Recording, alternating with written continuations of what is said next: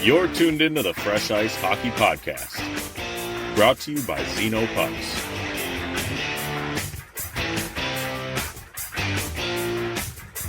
Here are your hosts, Andy and Brian Matusi.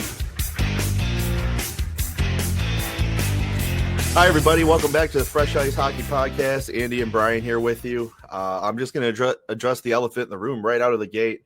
We did not record last weekend, and if you recall, that's because Brian had mentioned previously that he was moving. So that move is completed, and we are ready to record and pick right back up where we left off, which was with Jeff Rimmer on our last episode. And I don't know how we're going to top that, but here we go. Brian, how's it feel being moved in, settled in? Settled in is a very suggestive term. We still got plenty of boxes to unpack, my wife and I, over the next little bit here. Further made more difficult by the fact that I have a work trip coming up too. So that'll be fun. But the most important part is we are into our new place. So the stressful part's done now. It's just a matter of unpacking our life into it so we can live like normal. But we're here, and as you said, I don't know how we plan to top our show that we had with Jeff a couple weeks ago. I don't think that we can, but it's going to be still a lot of fun, and it's good to be back. I didn't like not recording last week, but again, life keeps us all busy from time to time. But with that being said, we do have quite a few things we can address today. There were some things that I wanted to address had we done a show last week, but none of it I felt was super relevant enough. The only one that I do want to get, even though it was older news, I hadn't seen any updates on this, but the fan that fell at the Pittsburgh Penguins game, that fell from the upper concourse celebrating a goal, the last I saw was that fan was still in critical condition. I have not seen any updates since. So just obviously keeping our thoughts with the family and that individual as well, but definitely a scary scene. And all the more reason, those of you who sit in those front rows of those upper bowls in the arenas, please be careful. Stadiums, arenas, doesn't matter where you are. Please be careful when you're jumping up to celebrate. Be aware of your surroundings. Watch out for trip hazards. I mean, God, we never want to see anything like this again. Yeah.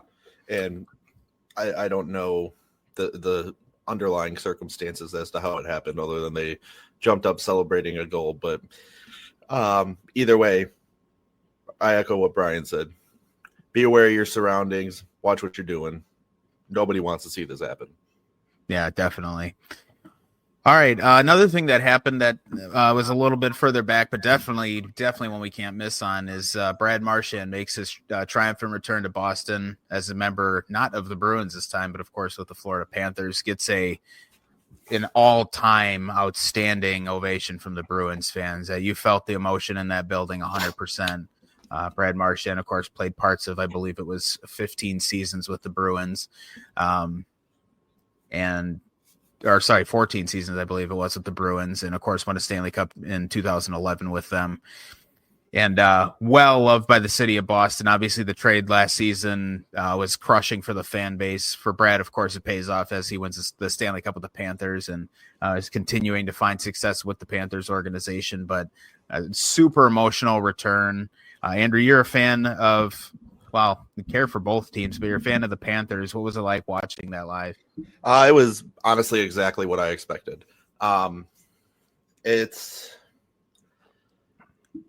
a standpoint of just a hockey fan, I mean, most hockey fans don't like Brad Marchand, but I, as someone who's played for both of my teams, I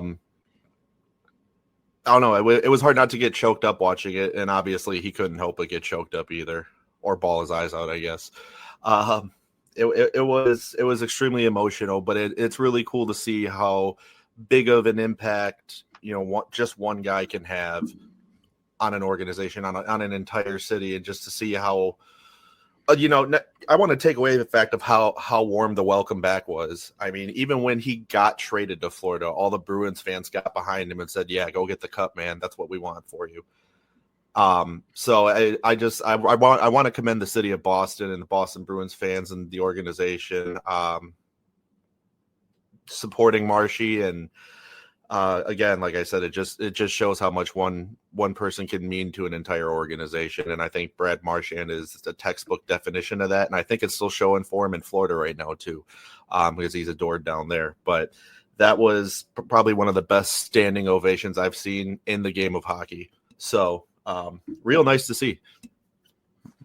Yeah, definitely pretty cool. And again, as the cheers and applause grew, so did his emotion. And I mean, there was no hiding it. That's a guy whose heart bleeds for that city, and definitely a kind of a cool moment there, whether you like the guy or not. So that was definitely fun to see.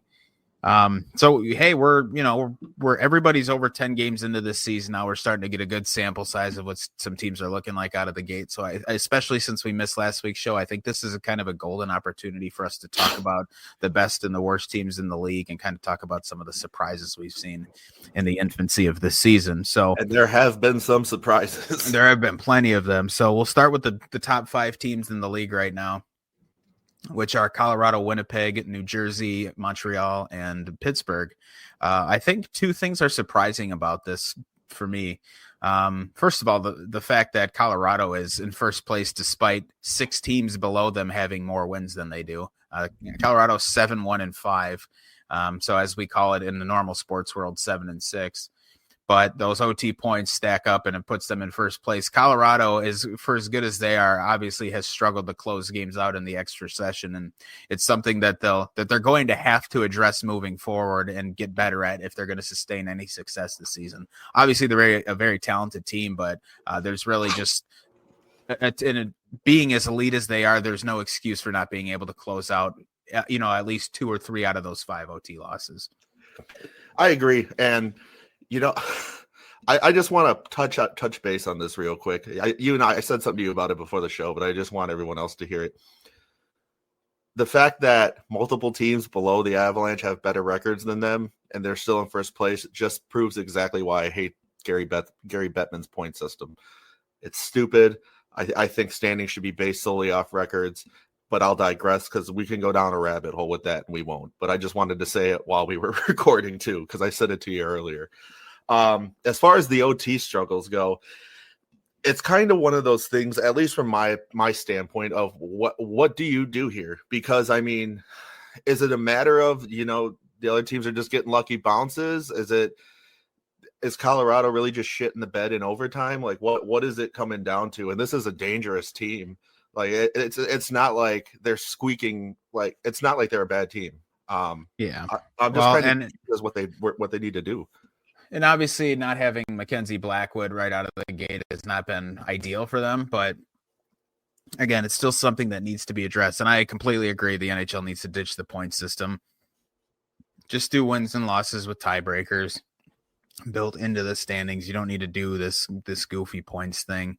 I do think it kind of numbs people to the idea of losing a game in overtime. It's almost like if you make it to overtime, you're like, well, at least we're going to get something out of it instead of being hungry for that win. So I don't like the mindset it kind of forces or kind of trains fans into having.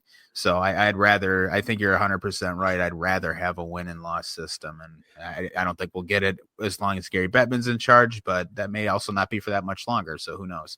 Unless he lives to be like 109.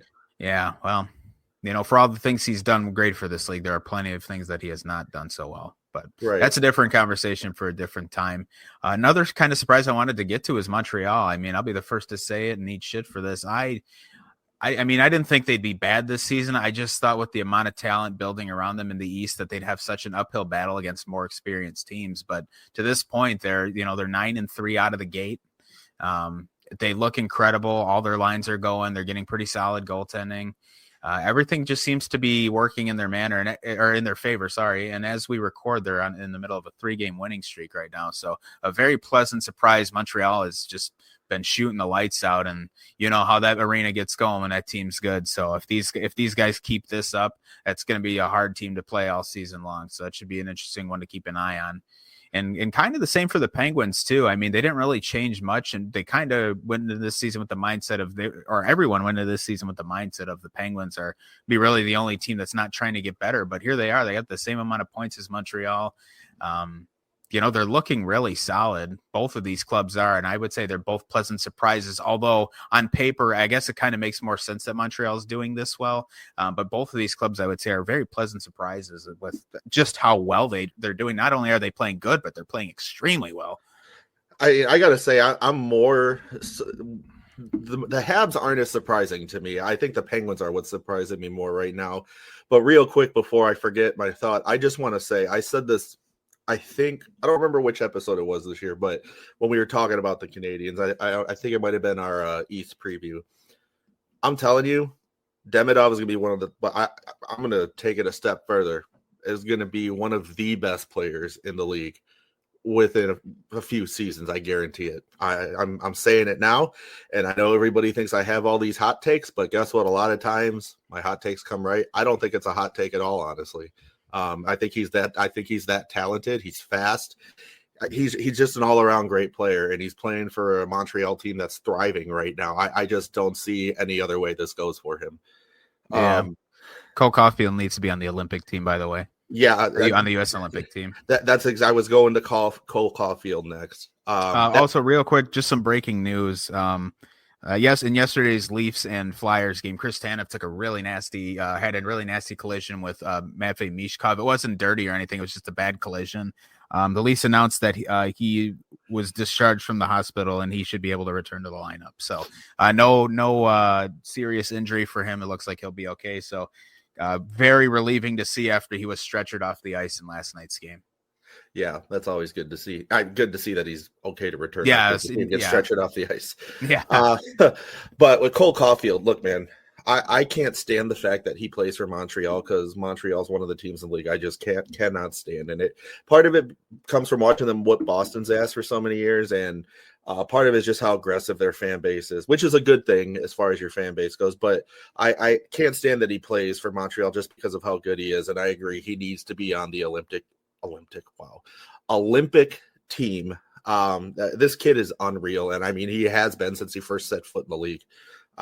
So you go Wisconsin boy as far as school goes. Yeah, I was gonna say yeah, Wisconsin Badger. Yeah. Yes, sir. So yeah, I mean that kid. Sky's the limit for that kid, man. And I mean he's one of those where I don't see any other route for him. He's going to be a franchise. He's just going to be a franchise player for them for his whole career. I would hope. As much as I can't stand seeing him play for Montreal at this point, this is where I would hope he spends his career. Yeah. I mean, I think he's just become such a huge part of that organization. To let him go anywhere else would be crazy.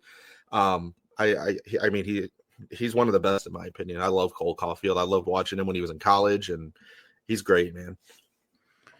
Yeah, definitely a cool player, and very fortunate again that he's a U.S. born player, so we get to have him on our team. If Bill Guerin is wise enough to put him on the Olympic team, which I think now, he missed the cut on Four Nations, but it is what it is. There's just no way he's not on this Olympic team, man. There's just no way. Yeah.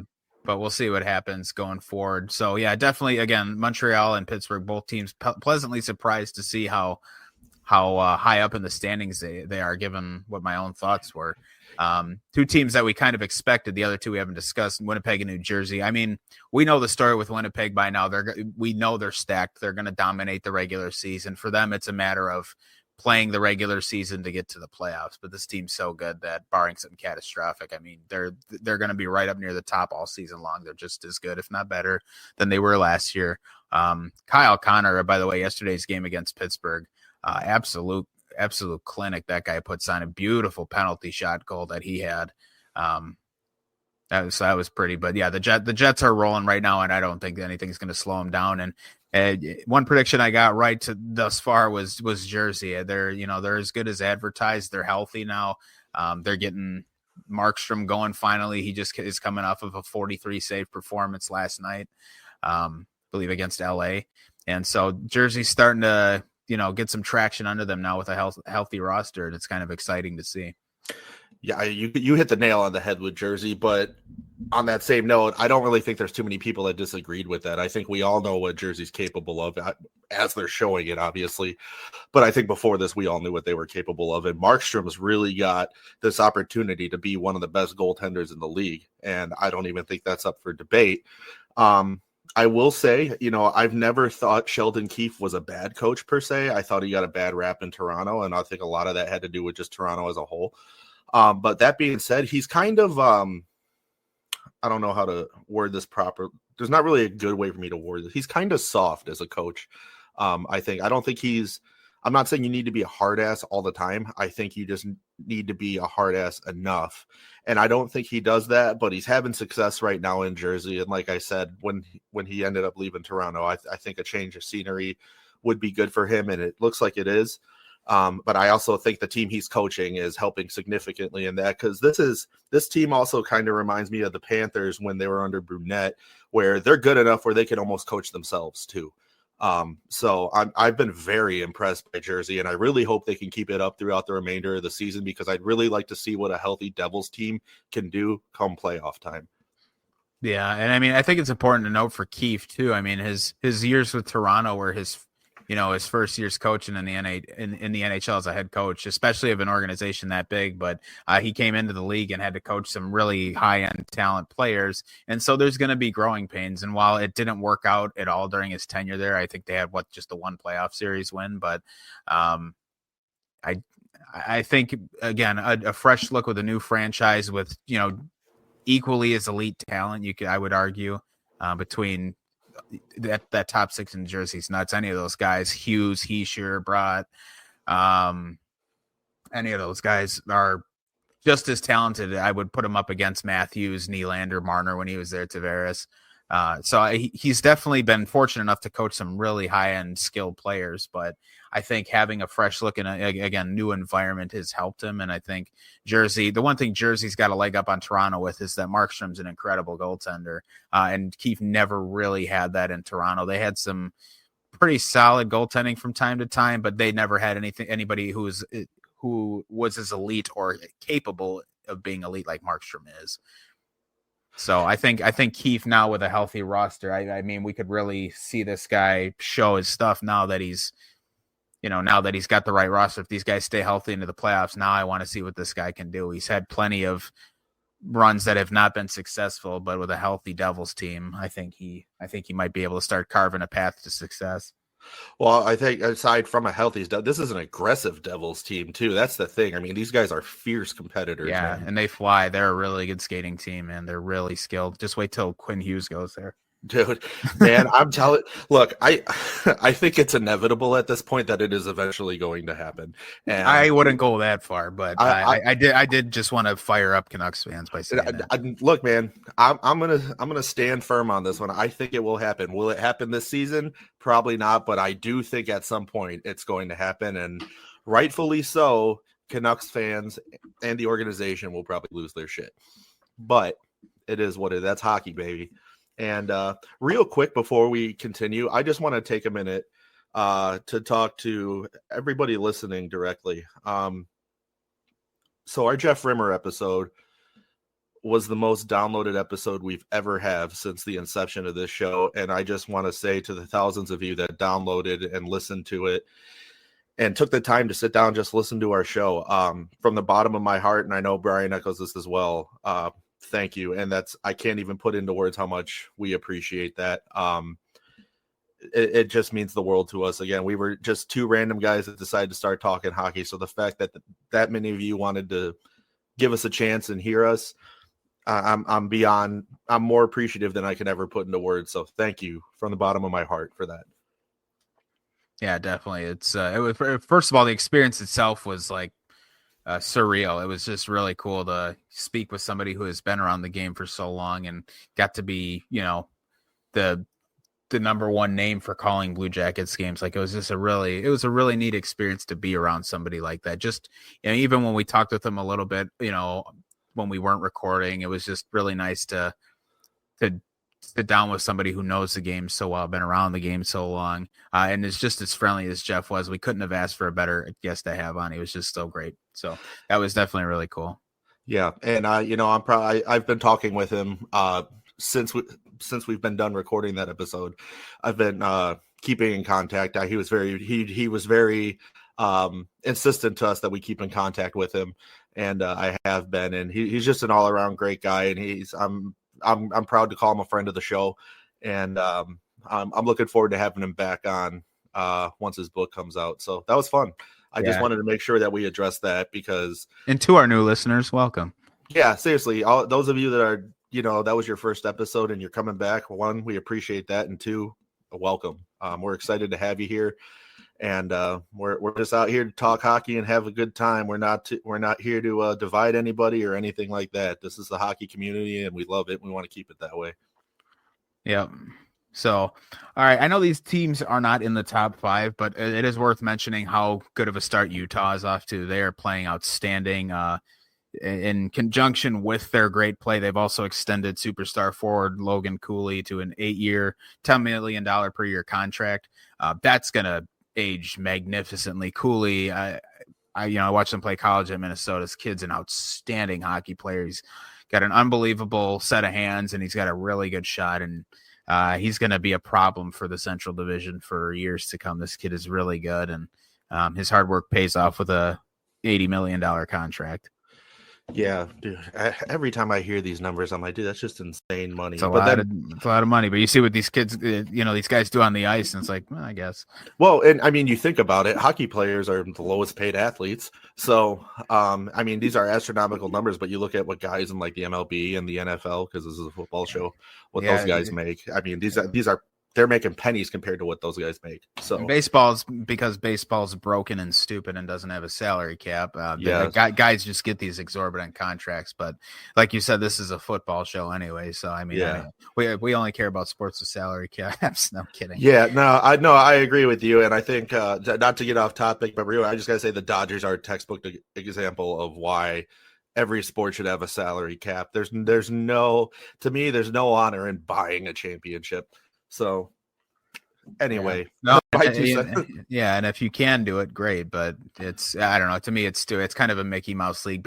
Look, baseball had to change the rules because the games were taking too long. I think that tells you a lot of what you need to know of the sport. And as much as I like watching baseball, like when they introduced the pitch clock, I was like, oh, thank God these games won't take 4 fucking hours while the guys are grabbing their junk on the mound and got to adjust their batting gloves 30 times between pitches. Ryan Braun. Yeah, what's weird when I said that he was the guy I pictured for both Brewers fans. And that was the one I think. In baseball, it's as fun as it is to watch. Cutting the games down to 2.5 hours or just a little bit under, just best thing the league ever did. Best thing they ever did, because the sport was starting to become unwatchable. And once they implement a salary cap, I assume in the next couple of years, as it seems that's the direction they're heading, it'll be a lot better. But yeah, definitely a sport that needs a little love to be more watchable. And baseball purists will probably vomit or scream at just listening to this, but it's just reality. I mean, it's just what it is. Just in the same way hockey purists don't like that fights are becoming rarer and rarer each season.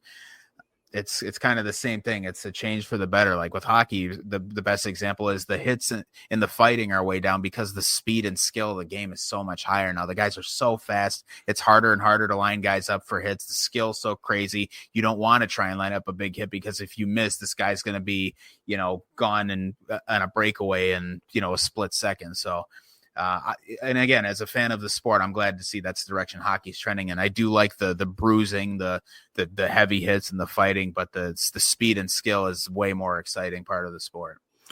Yeah, I know. I think we're definitely, at least in our time, in our lifetimes, we're in the most exciting era of hockey that we've ever watched. Oh, absolutely. Yeah. So, that's not to say previous eras weren't good, but the skill on display is just so much better. These guys are incredible athletes. They're all in really good shape, and yeah, there's just nothing like it. I mean, you can't find this level of skill and fitness in really any other sport. So not to glaze hockey too hard, but it's just the reality. And again, to go back to what our point was earlier with baseball, is it's just like they need to continue to find ways to make the game better, to make it more watchable. I mean, part of the reason hockey has grown so much in the last decade and a half is that they've made changes to the game that make it faster, more exciting, more fun to watch.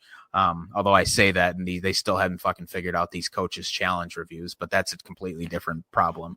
In a general sense, they've made the game much more marketable, much more fun to watch in the last 15 years. And there's still a lot of work to be done, but it's in a way better spot now than it was, as recently as 20 years ago. Yeah, and as much as everybody dislikes Gary Bettman, through all his flaws and all his faults, he has done a lot of good for the NHL. So I mean, you do have to give the guy some credit eventually. He has done things to improve the game and bring more awareness to the sport. Hockey's the biggest it's ever been right now. So you hit all the perfect buzzwords for this segue. Giving credit is perfect, because I need to give credit to somebody I know very well. Before this season started, or I guess technically right after it started, we did an Eastern Conference preview. And in that Eastern Conference preview, one of the guys on the show, and it wasn't me, said that he would take the Red Wings over the Tampa Bay Lightning. And we are over 10 games in, and Tampa Bay is 25th in the league, and Detroit is 8-4, which is good for 7th in the league. And they are looking pretty solid. Obviously not perfect, but they are significantly better so far than they were last year. And they look every bit better than Tampa Bay that they could possibly be right now. Yeah, I'm not here to say I told you so to anybody, but when I say, what's that? I said, but when I say these things on here, I'm not just saying shit to hear myself speak. These are my opinions, and I truly think that Detroit, just looking at the team on paper, like even last year, I was like, this team should have been better than what they were. And now they're following through on it this year. They look good. McClellan's got this team looking like a dangerous competitor right now, man. And he's another guy where a change of scenery I think is what he needed. And I'm really happy for Detroit right now. We have some friends that are diehard Detroit fans. They're loving it right now. I've been getting texts from them every time the Wings have been playing. It's looking good right now, and I think this is what you need out of Detroit, because if they have another letdown season, now you start to question, all right, was Steve Yzerman the right move for the Detroit Red Wings organization? It was all about the vibes of Steve Yzerman's coming home, and look what he did in Tampa. Because make no mistake, those Cup teams, those were Yzerman's teams. I that's worth noting right there. But for those Cup teams in Tampa were Yzerman's teams. But it started to become a question of, all right, well, what is the Yzer plan and when's it going to start to work? I think everything's coming together now. They're starting to look good. Am I going to say they're a Cup contender right now? No. If they keep playing this way, I'd say I'll have a different point of view come playoff time. But I'm very impressed, and thank you to the Detroit Red Wings for making me not look like a complete imbecile. Yeah, meanwhile the Tampa Bay Lightning are playing like imbeciles. Yeah, well, and that's what we talked about. Now, I should say they have won 4 in a row, but they tripped and stumbled out of the gate, and they have looked better in the last couple of weeks. But again, let's wait, and again, we can revisit this in a month or so when they've played another 10 games and see where they're at. I mean, I don't envision Tampa being a bottom 10 team like they are right now. They're too skilled, but do they have enough traction to catch back up to everybody and then blow past them in the standings? We'll see. Well, and so one of my I lost you for a second. Is a huge Tampa Bay Lightning fan, which is wild since we're in Ohio. You hear me now? Yeah, I hear you now. You dropped off for a sec. Oh, okay. There's that awesome internet again. But one of my coworkers is a Tampa Bay fan, and that's wild because we're in Ohio. But even he said, he goes, I've watched every game, and it's just they look defeated every time they come out on the ice. He goes, I know it's the beginning of the season, so I'm not going to harp on them. And he goes, but they've got to pick up the pace. And he goes, if nothing else, we have Andrei Vasilevsky in net. And I was like, that's a good point. But at some point, you can have the best goalie in the world, but you got to ice a good team in front of them. And if the team in front of them's playing like crap, there's only so much that your goalie's going to do for you. So, I mean, we got to give this more time, obviously, because like you said, I don't envision them being a bottom 10 team. I would be shocked if that's how the season ended for Tampa. Yeah. Yep. Yeah. I mean, they're just too good. And one point I missed now, looking at my notes too. We were talking about Utah. They're off to a really good start, but before the season started, I said my concern for them was their goaltending, and it still is an issue. Karel Vejmelka has been terrible, but Utah has been able to score at will and cover up his blemishes, but he's still not good. So that is something Utah will need to address. But for the time being, obviously they're 8-3, and you can't complain with a record like that. You're a top 10 team in the league. Everything seems to be going well. But again, if the team is going to have ambitions to obviously make the playoffs and want to go on a run, and as any team should, but you're not going to do that with your starting goalie having an .891 save percentage. It's just not good enough. He's it's funny that he's 6-2, but truthfully, he can't stop anything. And if they're going to have any hopes of making a deep run against some really good teams in the Western Conference, as loaded as it is, specifically the Central Division, this is something that they're going to have to address. There's just no way around it. It's very reminiscent of 2022 Darcy Kemper. But even he was better than this. I mean, That's true. That Colorado team didn't allow a ton of shots either. And again, they were a team that could score at will. But yeah, I think this is an even more extreme example of it, because with Darcy Kemper, I always felt like his percentage was low. It definitely was, but the timeliness of his saves were good. Vejmelka just can't fucking stop anything. But again, that offense is just so potent that it's been able to save them from themselves. So we'll see how it's addressed going forward, if it is at all. But again, this could be a situation where I could see this being the downfall of their season, if there is a downfall of their season. We'll find out. All right, let's see. A couple more things to point out before we take our break and come back and talk about the league's basement dwellers. Between our previous show and this one, Sidney Crosby crossed the 1,700 point plateau, which is just yet another accolade in his illustrious career. I mean, every time he does anything, I'm just like this. He's just another step closer to being able to bypass the 3-year waiting window for the Hall of Fame. He's just so good. So good for Sid. And as if he needed any more accolades, I mean, there's a good chance he could be adding another Olympic medal to his trophy cabinet in a couple of months. Hopefully it's not a gold one, but silver will look just fine in his cabinet. I promise it'll look just fine. But Sid, it just continues to defy time and never looks like he loses a step. I mean, it's funny, that watching the Penguins play, I had the Jets and Penguins on yesterday as my wife and I were unpacking stuff, and just watching him play, he still plays like he's 25. It's just crazy that he's still this good. But that's what happens. He takes care of himself. He works out religiously and takes great care of his body, and it's obviously paid dividends for his career. Yeah, and I aside from that too, he's just such a nice guy. Everybody loves him, and it's funny to me how we all grow and mature and change our opinions on things. Because if we'd been doing this show 10 years ago and we were talking about Sidney Crosby, I'd be ripping on him. Sidney Crosby, Crybaby Crosby. Yeah. And as a player himself, I mean, the skill has never not been there for Sid. He's been good since he stepped into the league, but his emotional and mental maturity on the ice is definitely shown. And I think in the last decade alone, he's really won over even more fans than he had before.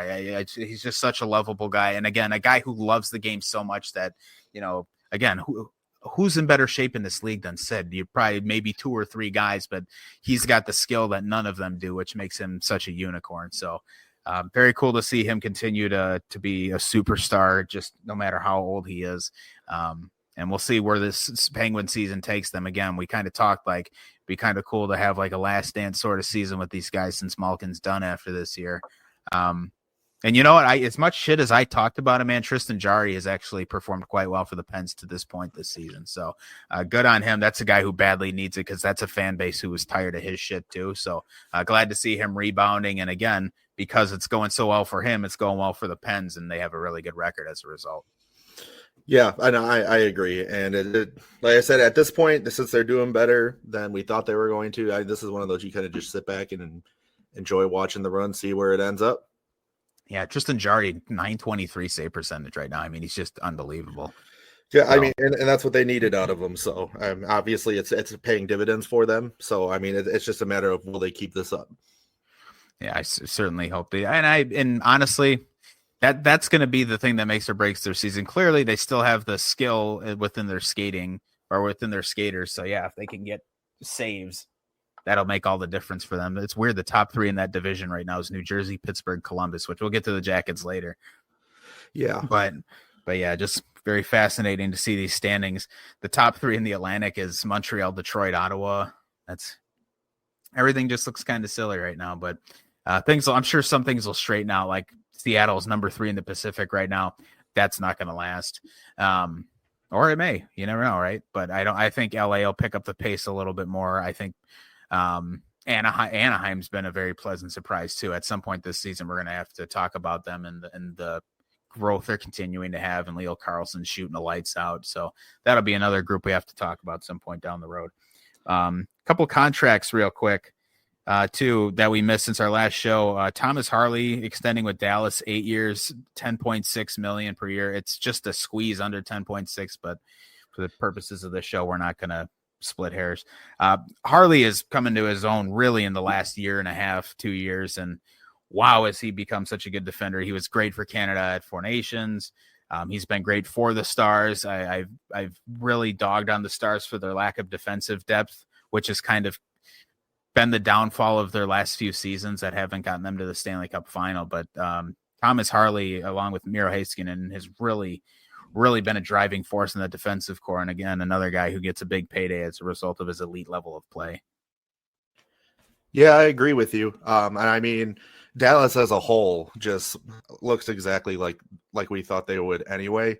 But to focus on Harley specifically, I think anything less in this situation would have kind of been a slap in the face.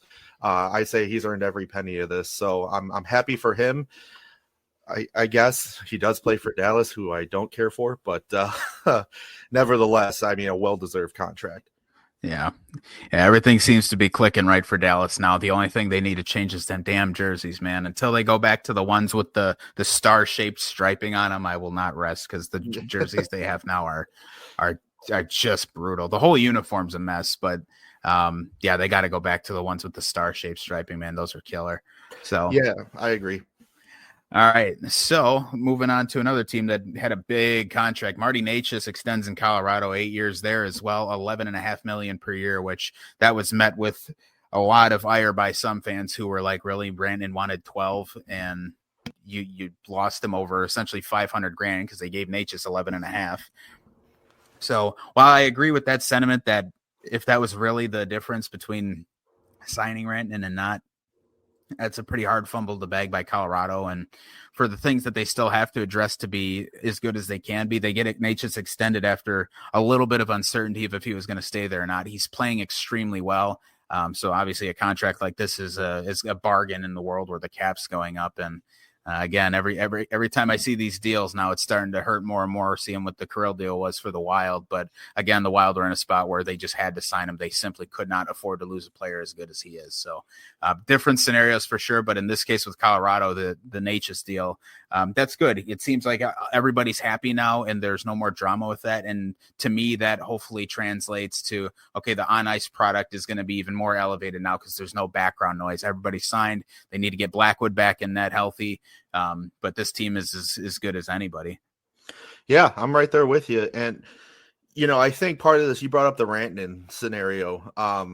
I think they're kind of at a spot where they're trying not to make that same mistake twice.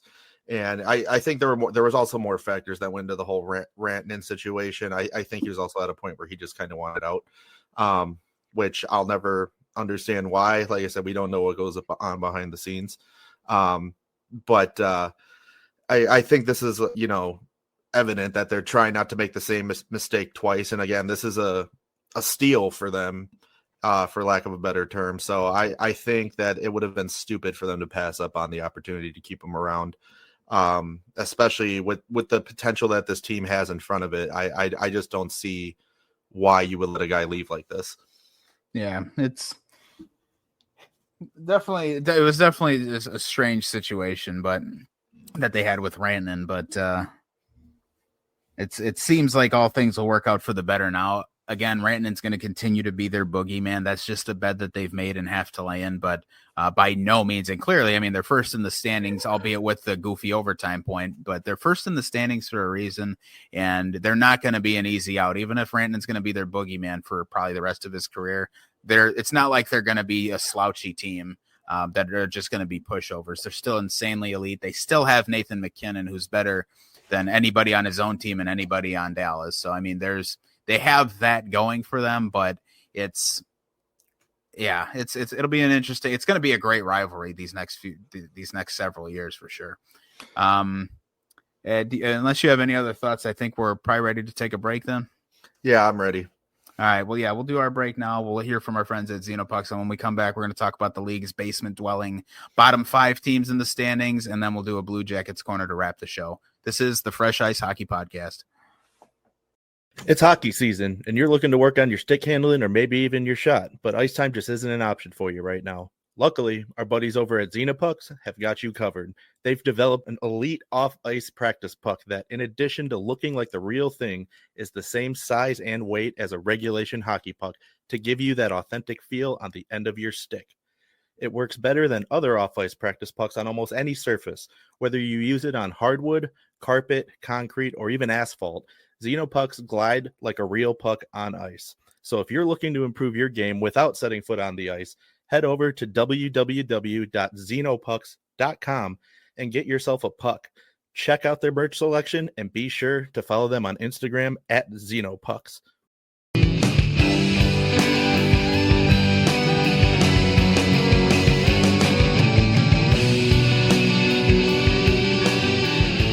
All right, and welcome back. So, as we mentioned right before the break, we're going to now transition over to the opposite side of the standings, and we'll take a look at the teams that have really run into some trouble out of the gates here. So, we will start at team number 28 in the standings. So, the New York Islanders so far 5-5-1.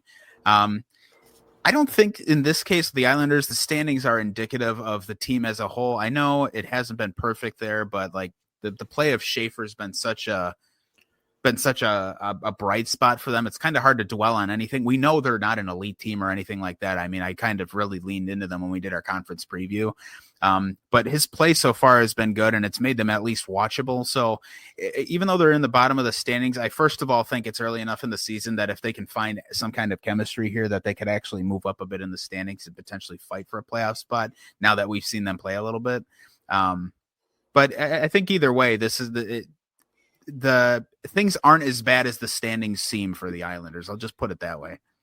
I think that's a good way of putting it. I mean, do I think they're a playoff caliber team or anything? Not at all. But I don't think they're a bottom 5 in the league type of team as we're seeing now. But I mean, this is one of those things where it's still early in the season, and there's obviously you got plenty of time and plenty of room for adjustment.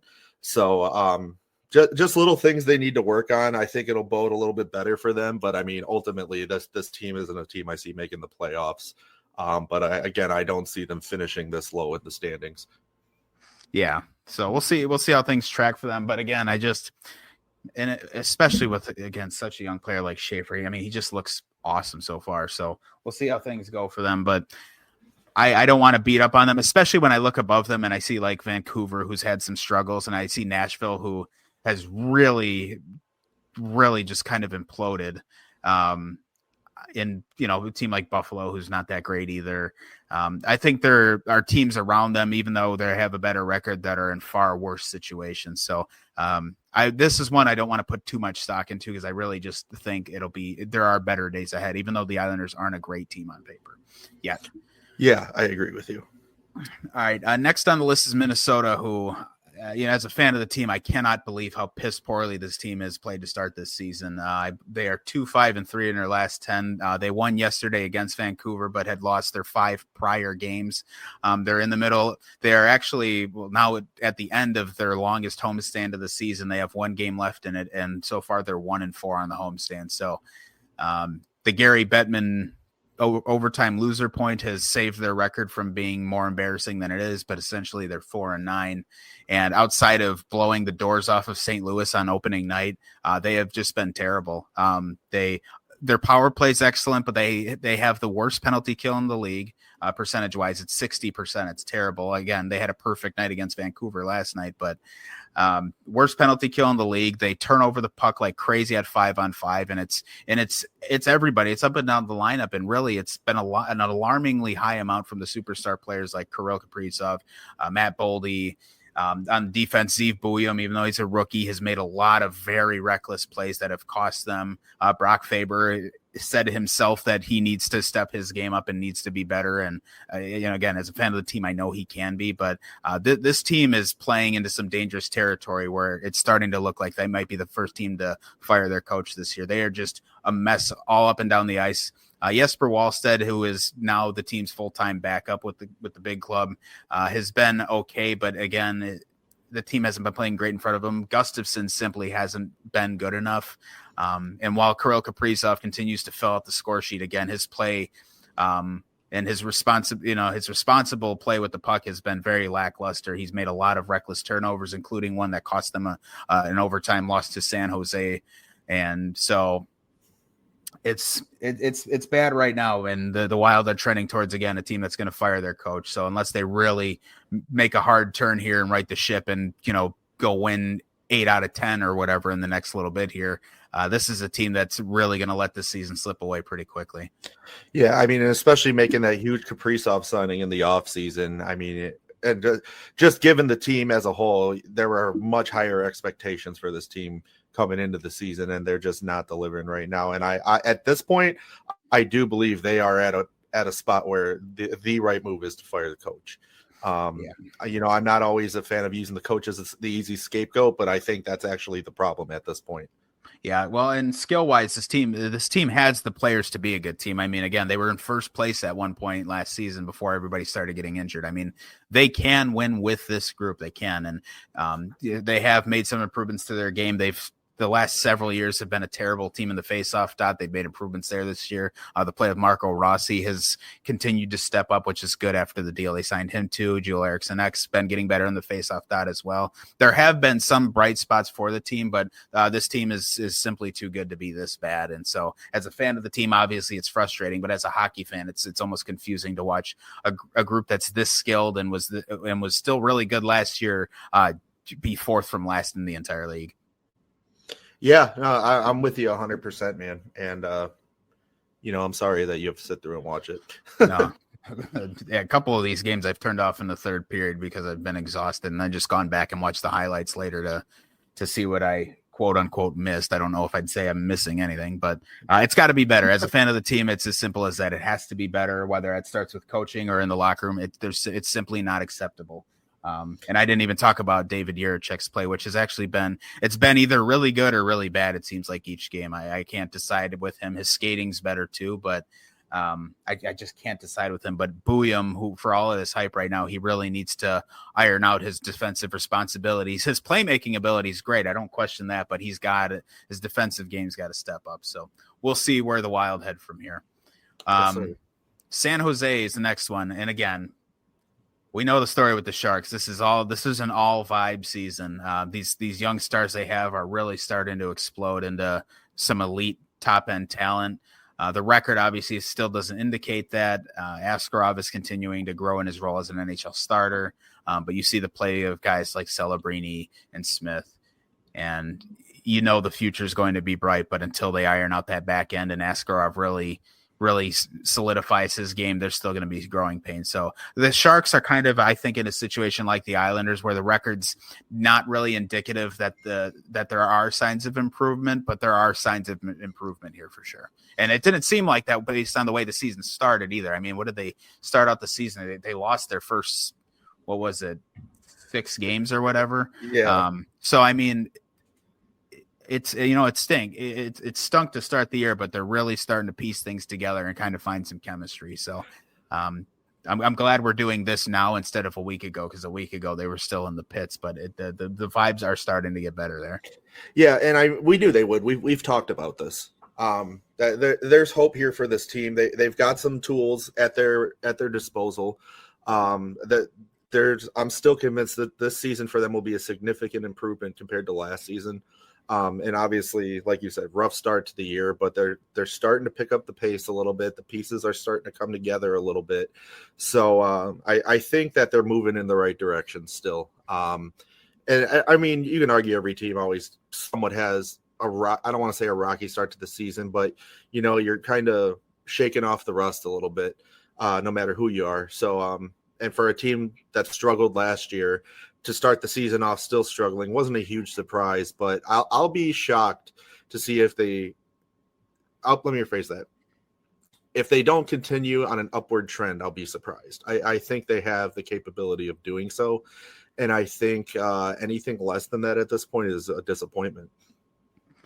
Yeah, that's fair. That's fair. Here's one that actually kind of surprises me to see we're here. St. Louis, 3-7-2 so far. They just have not been good. There's no way around it. This is an example, and there's only one team worse than them who's really feeling it right now. But St. Louis, again, since opening night, they go out and get Minnesota blows the doors off of them, and they've just been bad all season. They look like a mess, and I don't know what happened because they were so good, especially down the stretch last year. I mean, they were literally, what was it, 2 seconds away from moving on to round 2 last year in Game 7, and it slips away from them, and now they just have not done anything right out of the gate so far this year. Yeah, and it's funny. I was talking to one of my buddies last night, and he's a pretty big St. Louis Blues fan, and he's like, "This has been torture watching this team so far." He goes, "I mean, I'm almost at a point where hockey's dead to me right now because I can't even stand watching these guys. It's so rough." He goes, "I don't understand." He said almost what you said verbatim. He goes, "We were 2 seconds away from moving on last year, and then ever since it's just been a complete nightmare, and I don't understand what's happening." And I'm kind of in the same boat as him. You look at the team as a whole, you look at the coach, you look at the guy at the helm. Everything to me says this team has the makings of success on it. And I don't know what's going on. I've watched a couple of their games this year, and they just look dead on the ice. Like, I don't even want to go as far to say as it's like watching a minor league hockey team, because I've seen AHL games that look more impressive than what the Blues have been putting on the ice so far. It's just, and I can't pinpoint one specific problem with it. Like, there's a multitude of issues they have going on here. And so I don't know if it's a chemistry thing they got going on. I don't know what's going on. And it's hard to speculate when you can't see behind the scenes. But what I do know for me, I gotta say, finish your point actually, because then I'll roll into this. All right. Well, I was just gonna say I don't know where they go from here. What you do? You have a great coach on paper. They have a decent team. You've got a otherwise solid goaltender. I don't know what's happening with this team. Well, and there's the magic word, the goaltending. That, to me, that's been the glaring flaw. The scoring hasn't been enough, and I'll just say that they don't have anybody that's really at a point of game. It needs to be better. They need to be able to start filling in the net and getting on the board. Otherwise, you're never going to win games. But Jordan Binnington with an 860 and Joel Hofer with an 829, it's not going to beat an AHL team. So I think the issue is that with Binnington, it's hot or cold with him. He's either the best goalie in the league, see the last 3.5 months of last season, or he's this. And right now he's this. And Joel Hofer is somehow even worse. And it's not going to be enough. Again, the team has to score. They do. But it's also when your goalie's letting in so many, it's hard to have the motivation to get down the ice and get some momentum going and score, because when you're playing from down 2 and down 3, or every time you tie it up, you're letting in another one 2 minutes later. That's where it starts to run away from you. And for the Blues, it's not acceptable. You know what the team's capable of. You yourself said it too just now. It's not a bad team on paper. It shouldn't be bad, or it shouldn't be this bad. And so I think the solution here is you got to do something to wake these goaltenders up. Joel Hofer's not a bad goalie. Jordan Binnington is capable of being an outstanding goalie. One of these two's got to wake up and grab the reins here and get this thing back on track. Otherwise, the Blues are going to be finding themselves in the Gavin McKenna sweepstakes before too long. Yeah, no kidding.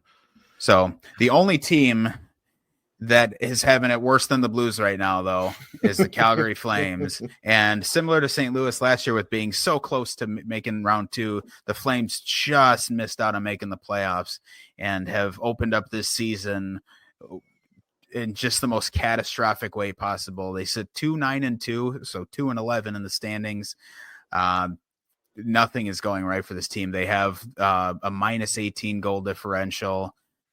It's not been perfect, even a little, and in any facet, really. I mean, it came to Dustin Wolf even saying himself, like, hey, I can't generate offense. Like, and his play has not been great. He's been an 881.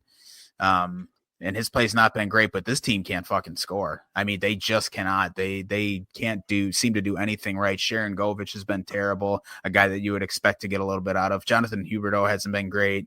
Matthew Coronado has not been great. He's a minus 13, which is, God. Yeah. Ironically, as far as I can see here, Kevin Ball, who I dumped on before this season, looks like the only guy on the team that's not a minus or 0. Oh no, somebody else says Morgan Frost is a +1, but Kevin Ball's a +3. I think that's funny. The only guy I dumped on is the only one that's a plus. But the scoring is non-existent with this team. Nazem Kadri leads the charge with 10 points in 13 games. Blake Coleman's got 5 goals in 13 games, but this just isn't enough. This team needs to be able to score, and while I agree with Dustin Wolf's sentiment that he can't physically score the goals himself, being an 881 is not good enough either. And the defensive play in front of him is far from perfect, but you've got to be better, especially after signing that big contract. Devin Cooley has come in behind him and has had a couple of good outings. He's had a 933, but his sample size is really small too. So I'm not going to be quick to make any judgment, especially for a guy who's likely still going to be a backup in the long run anyways. But for the Flames, I mean, I just can't imagine this season being any worse for them than it is right now. Yeah, this is a textbook definition of a disaster season. And like I said with everybody else, we're still early on in the season, but this is horrendous, man. Everything about them is just sloppy, undisciplined. Pretty much everything you don't want to see is what the Flames are doing right now. Now, for me, as a guy who cannot stand the Flames, I'm very happy with this. But damn, what did the Flames do to you? Why are you kicking them while they're down? I don't like the Flame. You know what it is? I got to be fully honest. It's because Alberta already has a team. Go Oilers, baby. That's why. No. Well, yeah.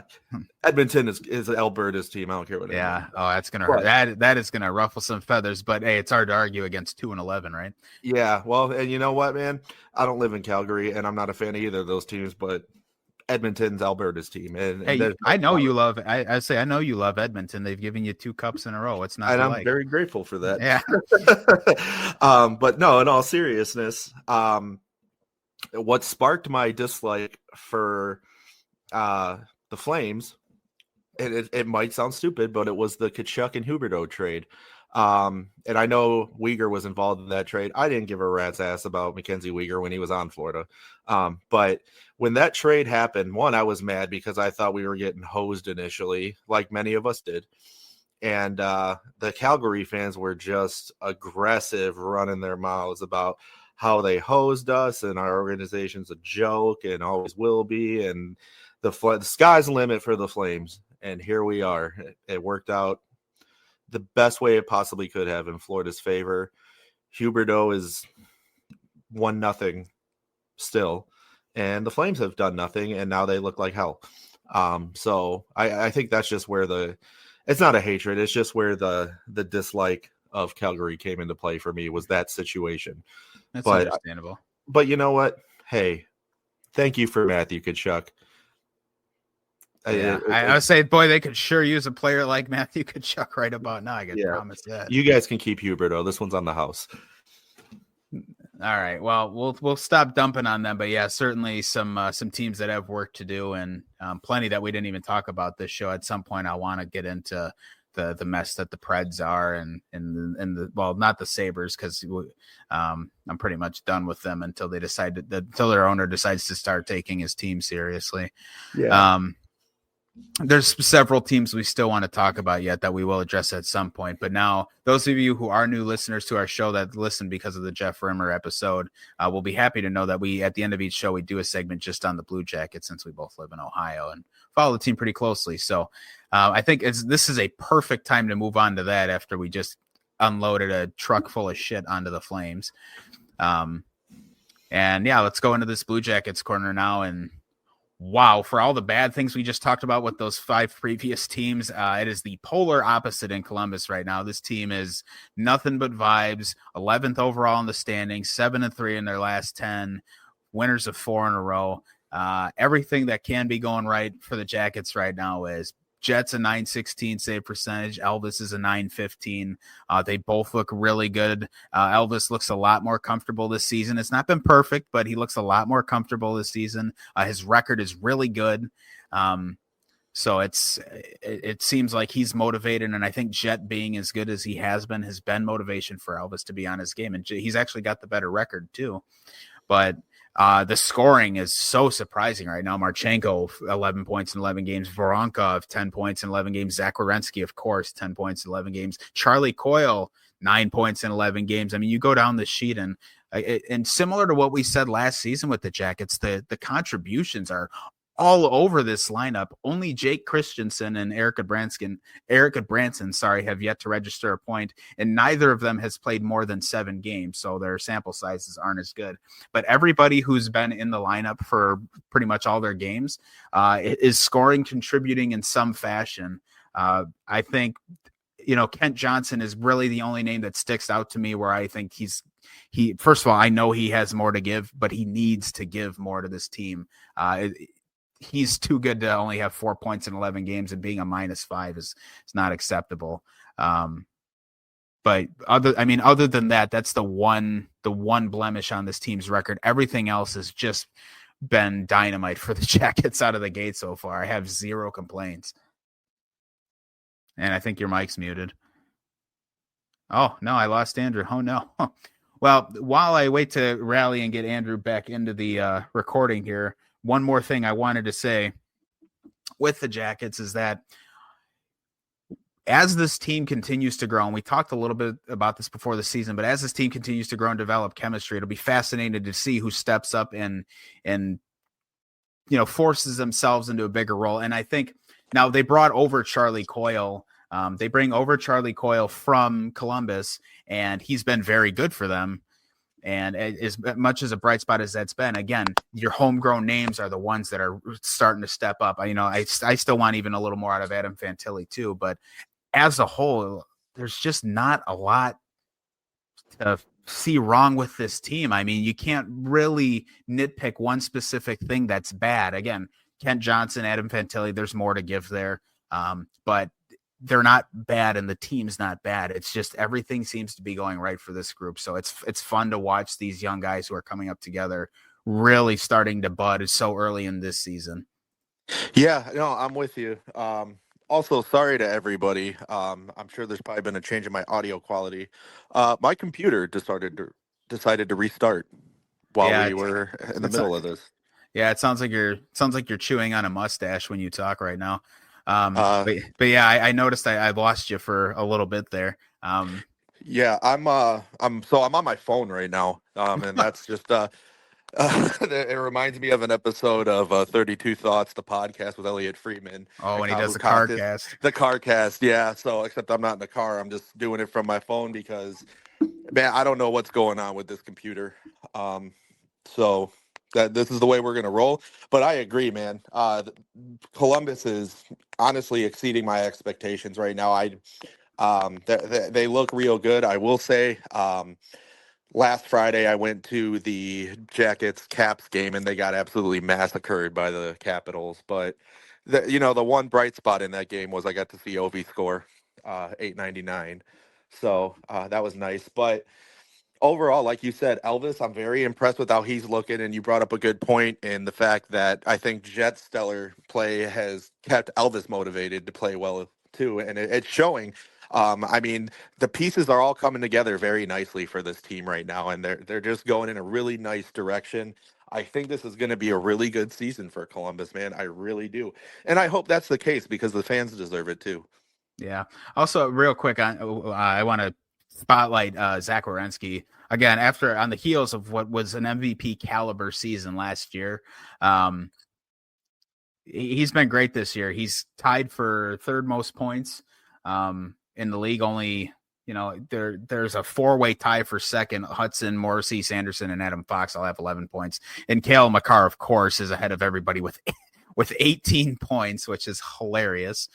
Cale Makar is almost leading the league in scoring as a defenseman, so obviously he's leading all defensemen. But Zach Werenski has just been incredible. Every time you think this guy is as elite as he can be, he just continues to find ways to impress, and again continues to be the driving force on this team's offense despite being a defenseman. He just moves the puck so well and sees the game so well, and he's never a defensive liability. It's just really, this team's so fortunate to have as an elite of a defender as Zach is. So very, very fortunate to have him on the team. But yeah, man, there's really nothing I can nitpick right now with this group. They really have just gelled so well to this point. The Charlie Coyle addition has just paid dividends so far. He has been so Yeah. good.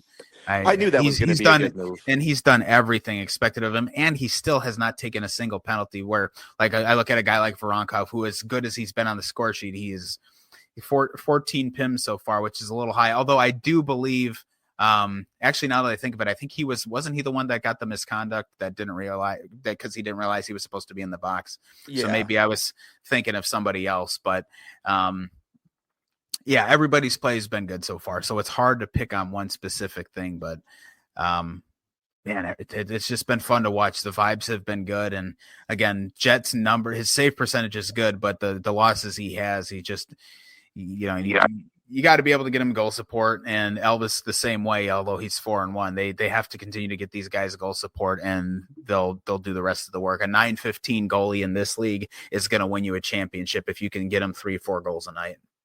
Yeah, I'm right there with you, man. I think it's a really good time to be a Blue Jackets fan right now. And I mean, as we've seen in years past, whether they're good or bad, the fans are going to show up night in and night out for this team. And it's nice to see them finally delivering. And regardless of what they look like now, too, they got a good prospect system below them. And I still think we're going to still see guys like Luca Del Belbaluz come up and make a name for themselves, too, probably later in the season. And there's a silver line. There's a bright spot coming for this team, and I'm really excited to see it. Yeah, so we'll keep an eye on how things can continue to go with the Jackets, but at least early on here, the report card's got an A on it, so we'll see where we're at. Again, as we revisit this team week over week, but nothing bad to report now. As they say, no news is good news, and right now it's just just keep going with what's working. I mean, we didn't have sky high expectations coming into this year for the Jackets. So to see them where they are is great. So hopefully, again, as we revisit them week over week, we can continue to talk about how well they're doing, because it's definitely a welcome change to put them up there with some of the top teams in the league.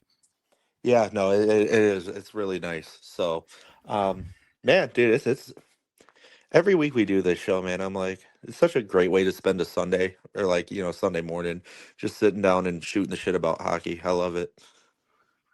Yep, totally. So when we'll be back right again next week and doing this now, I'm hoping for the next several months we don't have any hiccups in our podcasting schedule. These last few months have really kind of been chaotic for myself personally. And so I'm hoping now we can continue to just do this week after week without interruption. So, but yeah. With that in mind, we will be back next week. Unless something catastrophic happens, neither of us have anything planned or that we need to attend to next Sunday. So we'll be back to record next Sunday. And again, thanks to everybody who's come in to listen from the Jeff Rimmer episode. We appreciate any new listeners we get. Andrew, where can they find us on social media so they can get us their listener questions? And then please get those questions, and we'd love to answer them. So if you currently don't, you can follow us on Facebook and Instagram at Fresh Ice Hockey Podcast. You can also follow us on TikTok at Fresh Ice Pod. It was a little stagnant there on TikTok for a while. I didn't get around to posting a lot on there, but I just posted from the Jeff Rimmer episode. I will continue to post on TikTok as well. We don't have an active X or Twitter. I'm just not a fan of that platform and the way it operates, and it's just the algorithms just don't really do much for me. I'm just not a fan of keeping up on there, so we don't really use that. If you want to send us questions for us to answer on the show, or not even a question, if you just got something you want to put out there, it's your opinion, we'd love to hear it. I'd be happy to read it on the show, whether or not we agree with it. We love input. So you can send us an email. The email address is freshicehockeypodcast@gmail.com. Just get your questions in, or any input you want to give us. We'd be happy to read them on the show. And that's it for our contact information. All right. Well, thanks again for those of you who tuned into this episode, excuse me. And again, we will be back next Sunday with plenty more to talk about. I'm sure by then you and I are going, and my wife are going to see the U.S. and Canada rivalry series game in Cleveland this week. So that'll be fun. Yeah. That should be a blast. So I'm sure we'll be talking about that on the next show. And we look forward to that, and look forward to having all of you come back and listen to the next episode. We'll see you guys next week.